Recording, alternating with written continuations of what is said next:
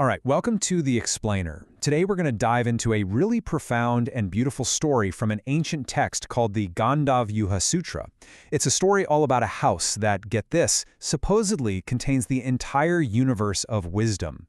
And no, that's not just some kind of riddle. It's actually the mystery at the very heart of a journey taken by a young, really dedicated seeker named Sudhana. He's on this epic quest to find the ultimate truth, and his next stop is about to challenge everything he thought he knew. So Sudhana, he's our hero here. And he's not some king or a mighty warrior, you know? He's just this incredibly dedicated student who's basically committed his whole life to answering one single powerful question. He travels all over, from one teacher to the next, just looking for guidance on the path of a bodhisattva. So his quest takes him all over, and eventually it leads him to this bustling place called Lion City. But he's not there to be a tourist, not at all. He's on a mission to find his next potential mentor, a renowned spiritual elder by the name of Baoji. And right away, things get interesting. This is the first surprise. You'd think he'd find this wise elder meditating in some quiet, secluded temple, right? Nope, he's right there, smack in the middle of a chaotic city market. Sudhana goes up to him, bows, and asks him the question that's driving his entire life. How does one learn and practice the path to ultimate wisdom? And Baoji's reaction? Totally unexpected. He doesn't give him some long lecture or start a deep philosophical debate. He simply takes Sudhana by the hand and says, "Come with me." He leads him away from the market, heading toward his home. So what Sudhana sees next, well, it's just mind-blowing. Honestly, it's beyond belief. This is no ordinary house. The ancient text says this isn't just a house made of wood and stone. It's described as something literally born from pure merit and deep wisdom. It's like a spiritual life made physical. I mean, just try to picture this for a second. The house itself, pure gold, and the walls around it, gleaming silver. Every single detail here is a lesson, and it starts with this just unbelievable exterior.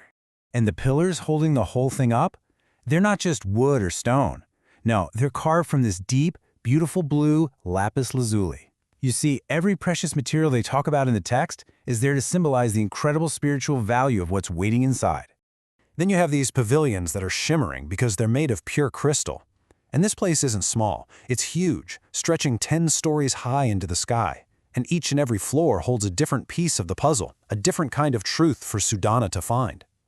Okay, so let's get into it. Baoji basically invites Sudhana inside, and this is where the real journey begins, as he starts to climb floor by wondrous floor through all these different levels of spiritual understanding. And this whole climb, going up these 10 floors, it's a perfect metaphor for the spiritual path itself. It starts with the basics, right? The most fundamental acts of generosity, giving food, clothes, even treasures. But as he goes higher, the gifts get deeper. They move from material things to the most precious thing of all, sharing pure wisdom. Okay, but then he gets to the 6th floor, and things go to a whole new level of profound. He finds the place is filled with these countless enlightened beings, these bodhisattvas, and they're all teaching something called the gates to the perfection of wisdom. And when I say countless, I mean it. The text literally lists millions of these gates, which is just a beautiful way of showing that true enlightened knowledge is absolutely infinite. There's no end to it. So as Sudhana keeps climbing, the beings he meets are on higher and higher levels of spiritual attainment. On the 9th floor, for instance, he's meeting bodhisattvas who are so close, just one single lifetime away from becoming fully enlightened Buddhas. But then, on the 10th floor, wow, he witnesses the ultimate reality. It's the presence of all the Buddhas, and he gets to see their entire journey, from the very first promise they made all the way to their final, complete enlightenment. So you can imagine he's just completely blown away by all this. He's seen the entire spiritual path laid out right in front of him, inside this one miraculous house. So he turns to the elder and asks the one question that has to be on his mind. How?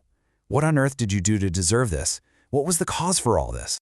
And the answer he gets, well, it's the absolute heart of this entire story. It's a lesson that reveals the almost unbelievable power that a single, simple act can have, as long as it's done with a pure and dedicated heart. So Baoji starts to tell him a story, and he takes him way, way back in time.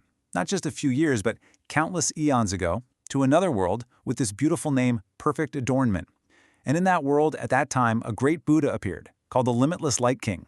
Baoji explains that everything Sudhana just saw, the golden house, the 10 floors of wisdom, all of it, every last detail, it all started with this number, 1. See, way back in that ancient life, Baoji made an offering to that Buddha. But it wasn't some huge gesture, you know? He didn't build a massive temple or offer a mountain of gold. It was just one single pellet of incense. That's it. But he offered it with a completely pure heart, with total devotion. And that tiny, tiny act, that was the seed that grew into everything Sudhana was seeing. But here's the thing, the act itself was only half the story. What really mattered was what he did next. He dedicated the merit, the positive energy from that one little offering, towards making 3 profound vows. First, to always be free from poverty and suffering. Second, to always be able to meet Buddhas and wise teachers. And third, to always, always hear the true teachings. Those vows are what gave that tiny seed its direction.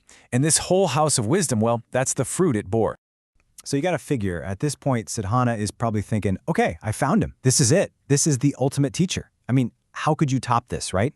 But just as he's processing this incredible lesson, the story takes one last crucial turn.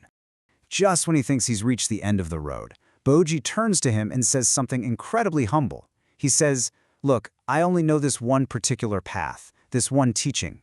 The knowledge of all the great bodhisattvas, it's way beyond me. And then he tells Sudhana to keep going. He points him south, toward another city, to find another elder who can guide him even further. And that right there, that's the final powerful takeaway.